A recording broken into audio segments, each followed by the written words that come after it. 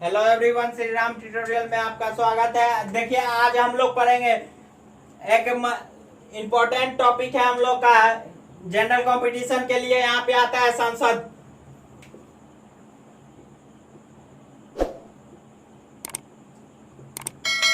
आज इसके बारे में हम लोग डिस्कस करेंगे और इससे रिलेटेड क्वेश्चन भी करेंगे। देखिए, संसद आया कहां से है? संसद जो भारतीय संविधान में संसद प्रणाली कहां से आया है? भारतीय संविधान जो है, इसमें संसद प्रणाली जो है ब्रिटिश संविधान से ली गई है।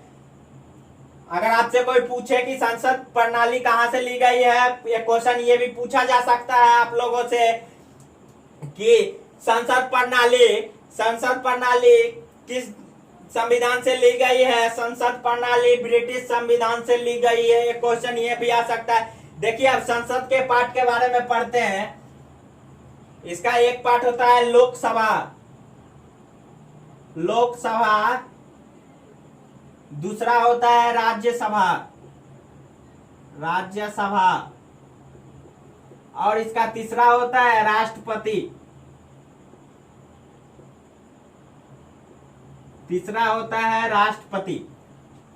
अब देखिए, राष्ट्रपति क्या होता है? राष्ट्रपति संसद के शस्त्र को बुलाता है। संसद के शस्त्र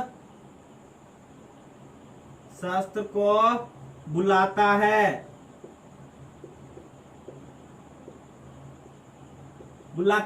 अब देखिए, राज्यसभा जो है ये उच्च सदन होता है। ये राज्यसभा हम लोग का क्या होता है? उच्च सदन होता है राज्यसभा। और लोकसभा क्या होता है? निम्न सदन होता है। निम्न सदन। लोकसभा हम लोग का निम्न सदन होता है। अब एक बात तो देखिए, भारत के संविधान किस आर्टिकल से ली गई है? एक क्वेश्चन आपसे पूछा जा सकता है। भारत के संविधान किस आर्टिकल से ली गई है? क्वेश्चन देखिए क्या बन रहा है। क्वेश्चन यहाँ पे हम लोग का, भारत की संविधान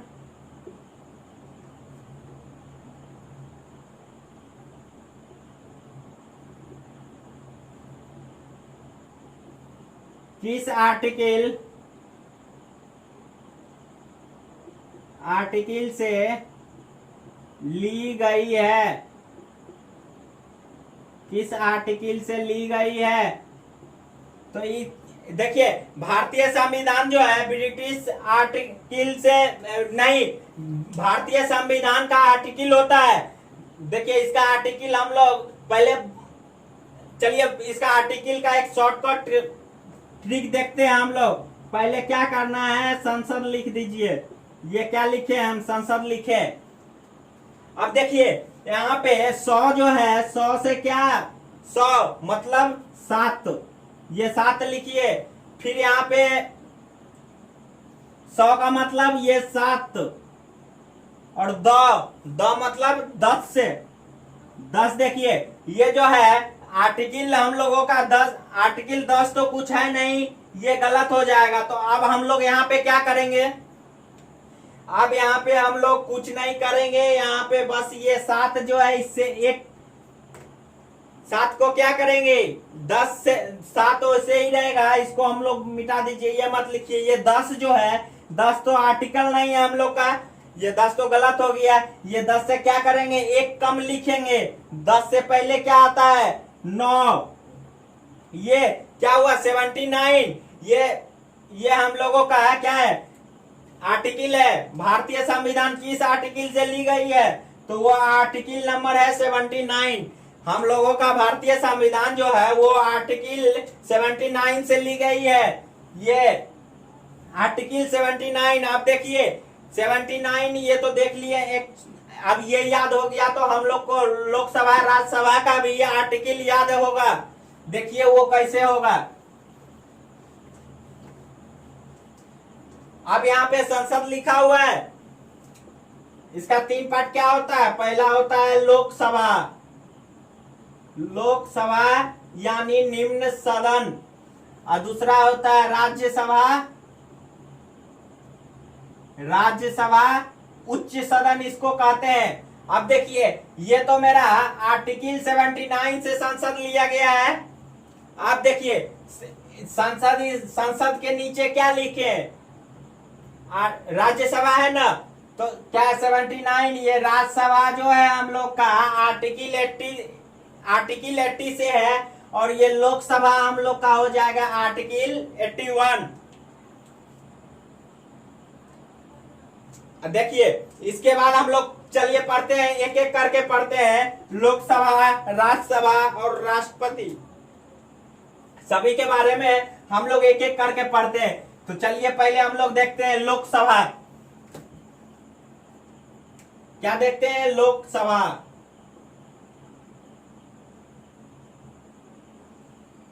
लोकसभा, ये देखिए लोकसभा को हाउस ऑफ द पीपल भी कहा जाता है। इसको क्या कहते हैं? House of the people. Lok Sabha को हाउस ऑफ द पीपल भी कहते हैं। यह आप देखिए हमारे देश में लोकसभा का गठन कब हुआ, ये क्वेश्चन बन सकता है आप लोगों के लिए, बहुत ही इंपॉर्टेंट क्वेश्चन है। लोकसभा का गठन कब हुआ? लोकसभा का गठन कब हुआ, ये बहुत इंपॉर्टेंट क्वेश्चन है, बहुत ही कॉम्पिटिटिव एग्जाम में पूछा जा चुका है कई बार। लोकसभा का गठन कब हुआ? लोकसभा का गठन जो है 1954 में हुआ है। लोकसभा का गठन कब हुआ है? 1954 में, याद रखिएगा। अब देखिए अब लोकसभा के बारे में कुछ इंपॉर्टेंट पॉइंट है जिसको हम लोग देखते हैं। ये तो याद हो गया होगा लोकसभा का गठन कब हुआ। लोकसभा का गठन 1954 ईस्वी में हुआ। लोकसभा को हम लोग हाउस ऑफ द पीपल भी कहते हैं।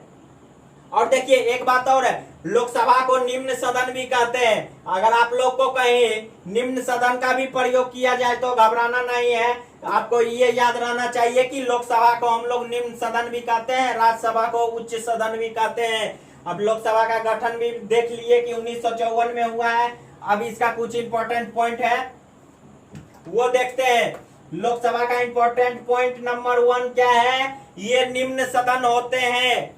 ये क्या होते हैं? निम्न सदन होते हैं। ये निम्न सदन, ये निम्न सदन होते हैं। पहला पॉइंट, ये निम्न सदन होते हैं।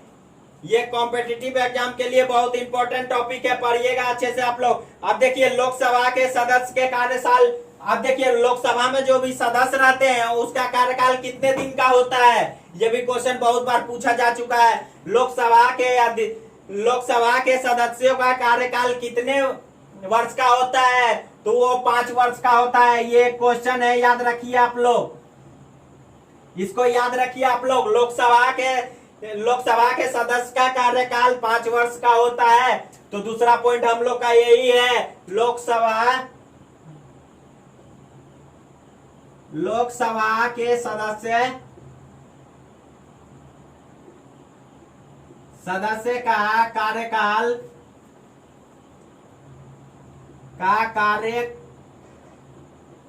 5 वर्ष का होता है।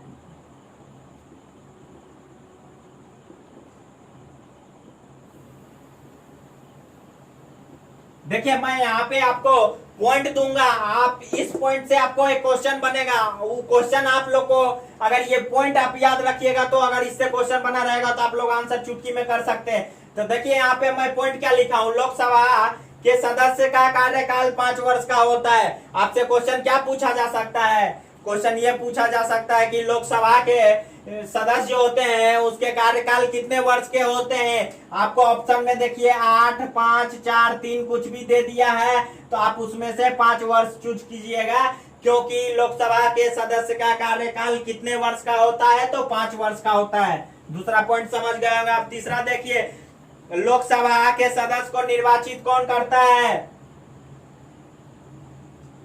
लोकसभा के सदस्य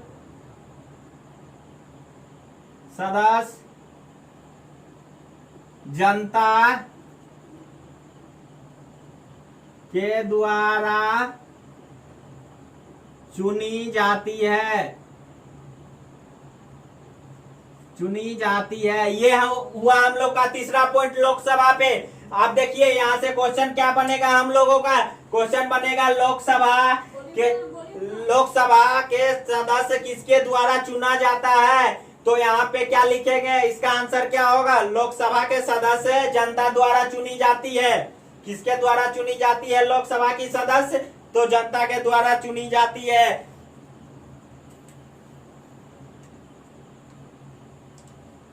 अब देखिए एक और पॉइंट लिखिएगा। आप जानते होंगे लोकसभा, तो जानते हैं लोकसभा में एक अध्यक्ष और एक उपाध्यक्ष होते हैं। लोकसभा में एक अध्यक्ष और एक उपाध्यक्ष होते हैं, उसकी नियुक्ति कौन करता है। अब देखिए लोकसभा के अध्यक्ष और उपाध्यक्ष होते हैं जिनकी नियुक्ति लोकसभा के सदस्य करते हैं। अब देखिए लोकसभा में जितने भी सदस्य होंगे वो नियुक्ति करेंगे कि उनके लोकसभा के अध्यक्ष और उपाध्यक्ष कौन होंगे। तो एक पॉइंट ये भी लिखिए, लोकसभा के अध्यक्ष और उपाध्यक्ष की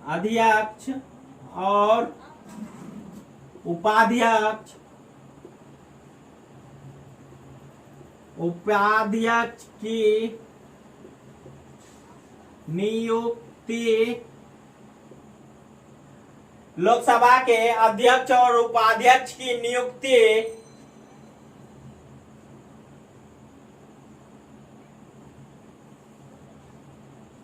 नियुक्ति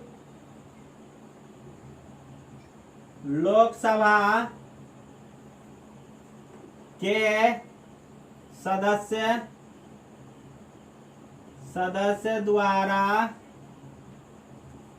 सदस्य द्वारा की जाती है। देखिए अब ये चौथा पॉइंट हम लोग का कहता है लोकसभा में अध्यक्ष और उपाध्यक्ष होते हैं, उसकी नियुक्ति कौन करता है। तो लोकसभा में जो अध्यक्ष उपाध्यक्ष होते हैं उसकी नियुक्ति जो है लोकसभा में जो सदस्य होते हैं वो करते हैं कि उनका लोकसभा का अध्यक्ष और उपाध्यक्ष कौन होंगे। अब देखिए इसके बाद एक और पॉइंट कहता है लोकसभा का अध्यक्ष राष्ट्रपति द्वारा बुलाए गए संयुक्त सत्र की अध्यक्षता करता है। अब देखिए अगर राष्ट्रपति जो है हम लोग को, राष्ट्रपति हमारे देश के जो राष्ट्रपति है वो कभी भी एक संयुक्त सत्र बुला सकते हैं लोकसभा में, उसकी भी अध्यक्षता कौन करते हैं, तो वो भी लोकसभा के जो अध्यक्ष होते हैं वही करते हैं। अब देखिए अब ये तो जान लिए लोकसभा में, अब हम लोग जानेंगे लोकसभा की योग्यता क्या होती है। इसको रब करते हैं, अब आगे देखते हैं योग्यता पे चलते हैं हम लोग, इसकी योग्यता क्या होती है। अब देखिए हम लोग देखते हैं योग्यता क्या होती है। लोकसभा में जो भी सदस्य होते हैं उनकी योग्यता क्या होती है। देखिए सबसे पहली है कि वह भारतीय नागरिक होना चाहिए, वह भारतीय नागरिक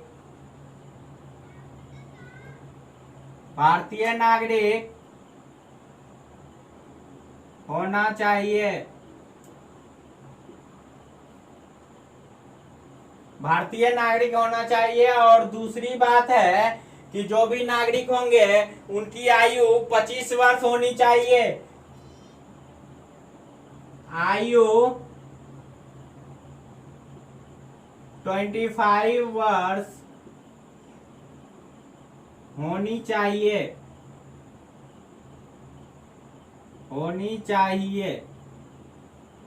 आयु कितनी होनी चाहिए, 25 वर्ष होनी चाहिए। योग्यता देख लिए। चलिए अब हम लोग पढ़ेंगे लोकसभा के सदस्यों की संख्या के बारे में। चलिए इसके लिए मैं एक दूसरी तरह से बताता हूं, इसको आप लोग ध्यान से देखिएगा। देखिए हम लोग जानेंगे लोकसभा के सदस्यों की संख्या। अब देखिए लोकसभा के सदस्यों की संख्या फिलहाल में कितने हैं, वर्तमान में कितने हैं, 545। ये जो संख्या है वर्तमान में है, वर्तमान में ये संख्या है। और मैक्सिमम कितना है, देखिए वर्तमान में तो 545 है और ये मैक्सिमम इसकी संख्या कितनी है, 552। मैक्सिमम संख्या है लोकसभा के सदस्यों की। ये हुआ। देखिए आप देखिए लोकसभा के सदस्य, तो ये देख लिए वर्तमान में कितना है, ये भी देख लिए।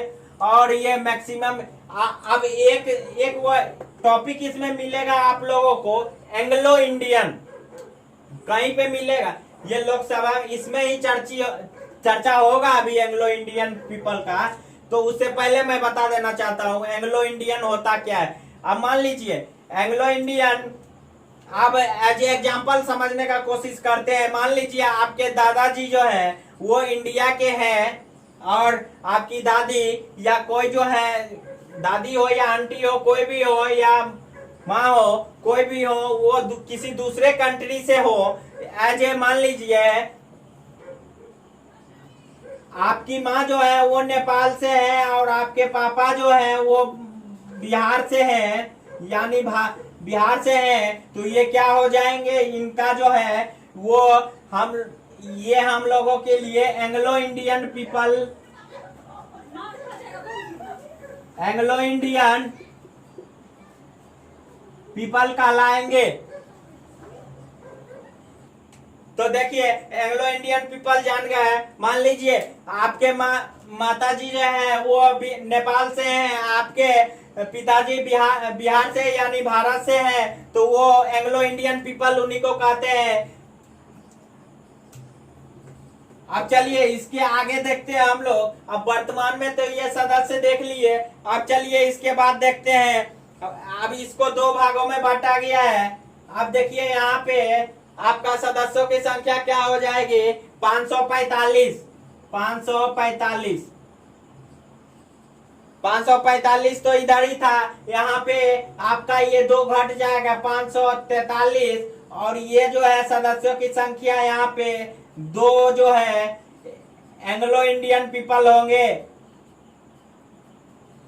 एंग्लो इंडियन होंगे। तो 543 और दो कितने हो गए, 545। अब देखिए इसमें जो है 543 में भी दो भागों में बढ़ जाते हैं। यहाँ पे देखिए 530 आपके राज्यों से आते हैं। 530 जो है वो राज्यों से आते हैं। और यहाँ पे आपका 13 जो है वो केंद्र शासित प्रदेशों से आती है। केंद्र शासित प्रदेशों से आती है या आते हैं, कुछ भी लिखिए। 13 केंद्र शासित प्रदेशों से आते हैं। और ये देखिए पहले क्या हुआ, वर्तमान में जो हम लोग क्या है उससे पहले हम लोग देखते हैं 545 हम लोगों के वर्तमान में है।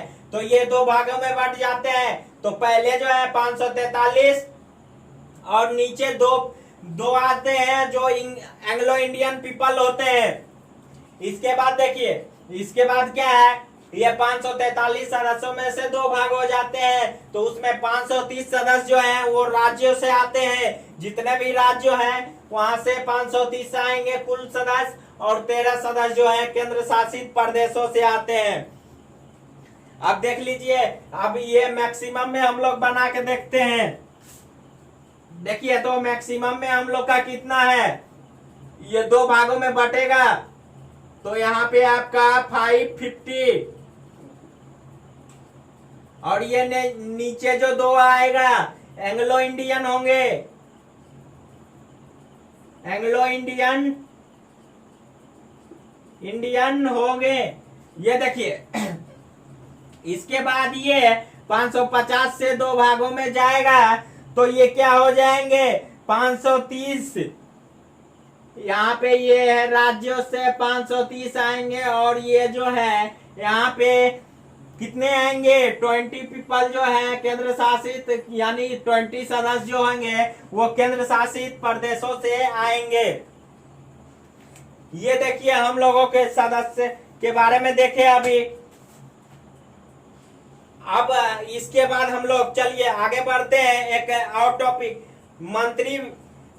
मंत्री परिषद सामूहिक रूप से लोकसभा के लिए उत्तरदायी होती है। अब देखिए मंत्री परिषद नाम की कोई चीज होती है। अब मंत्री परिषद जो है वो लोकसभा के लिए उत्तरदायी होती है।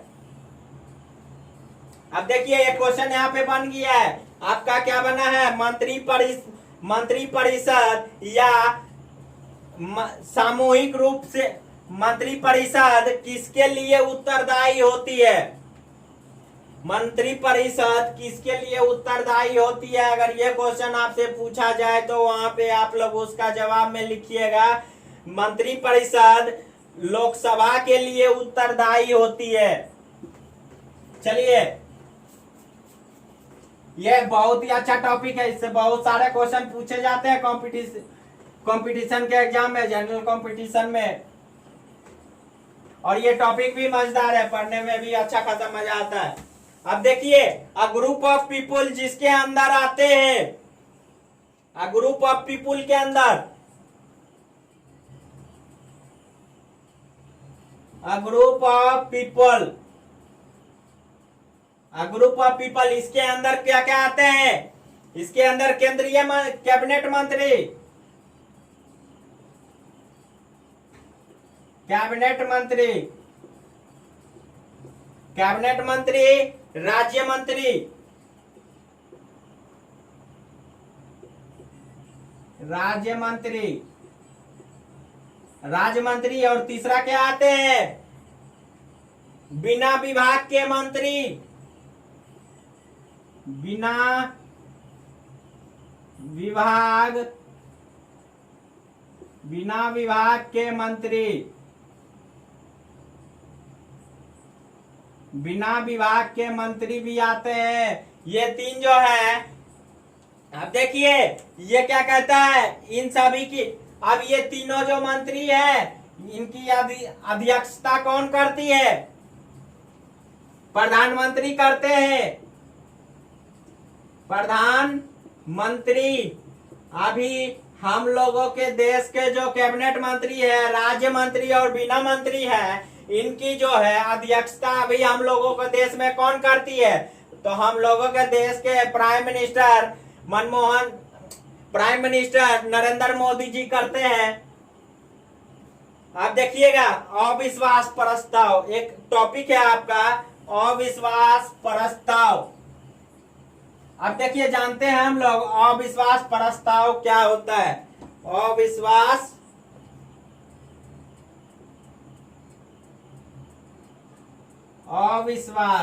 प्रस्ताव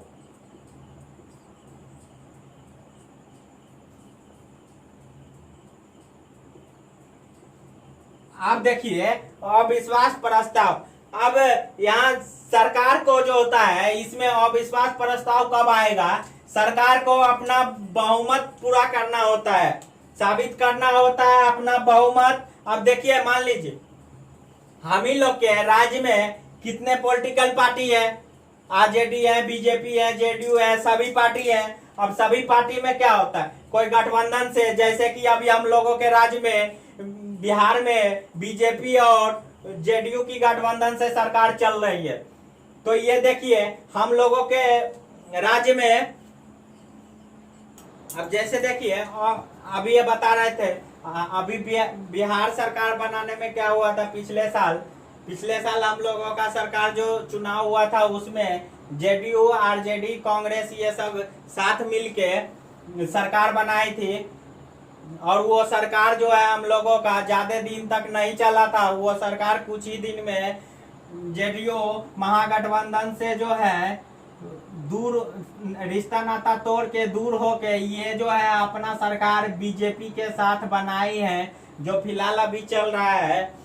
अब देखिए, अब ये विधानसभा के कुल सीट 243 है, 243 कुल सीट है। आप देखिए हमारे राज्य में, बिहार में जो है किसी भी पार्टी को सरकार बनाने के लिए 122 सीट की जरूरत होती है। जिनके पास 122 सीट रहेंगे वो सरकार बना सकते हैं और वो सरकार बनाने के काबिल भी है।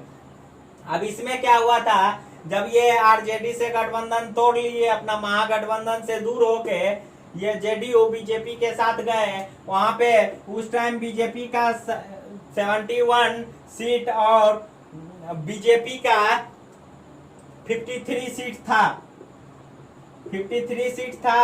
ये जेडीयू का 71 और बीजेपी का 53, तो टोटल सीट यहाँ पे 124 हुआ।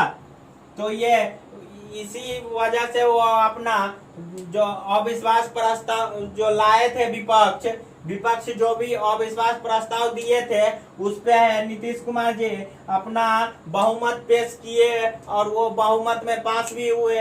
बहुमत पास करने के बाद उन्हें सरकार बनाने की इजाजत दी गई और वो इजाजत के बदौलत वो बहुमत बनाने, गठबंधन बीजेपी से जोड़ने पे इनका वो जो 122 सीट का आंकड़ा था वो भी पार कर चुके थे और ये सरकार बनाए हैं। और अभी सरकार जो चल रही है, अविश्वास प्रस्ताव यही है। अविश्वास प्रस्ताव के बारे में और कुछ नहीं है इससे ज्यादा जानना।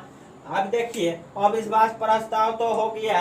अब मान लीजिए, अब यहाँ पे पिछले साल जो इलेक्शन हुई थी उनका कुछ डिटेल देखते हैं हम लोग। पिछले साल इलेक्शन में क्या हुआ था, तो यहाँ पे देखिए सबसे ज्यादा बहुमत पिछले साल जो थी वो आरजेडी पार्टी को थी। टोटल 80 सीट मिले थे आरजेडी को पिछले चुनाव में। जो अब देखिए 80 सीट इनके पास रहते हुए भी ये सरकार नहीं बना पाए, क्योंकि इनके गठबंधन के और जो सहयोगी पार्टी थे वो उनके पास सीटों की संख्या बहुत कम थी, जिनके वजह से ये सरकार नहीं बनाए थे। ये अपना अविश्वास प्रस्ताव मैं पास अपना पार्टी का जो होता है वो 122 सीट इनको हासिल नहीं हो पाया था, क्योंकि देखिए इनका तो 80 सीट था। वहां पे इनके सहयोगी पार्टी कांग्रेस, उनके पास सीटों की संख्या 27 ही थी और इनके साथ जीतन राम मांझी भी थे। हम पार्टी के राष्ट्रीय अध्यक्ष है वो जीतन राम मांझी, उनके पास 2 सीटें थी। फिर भी देखिए जोड़ने के बाद भी इनके पास सीटों की संख्या कम हो जाती है। टोटल इनकी सीट हुई थी 109 यानी 109 और ये बहुमत पास नहीं कर पाए थे। तो ये आरजेडी की सरकार उसी वक्त बिहार में खत्म हो गई थी। तो वो जेडीयू अपना बहुमत अविश्वास प्रस्ताव को अपना सदन के सामने रखी, विधानसभा के सामने रखा गया और ये पास किए और सरकार बनाए अविश्वास प्रस्ताव। इसके बाद देखिए हम लोग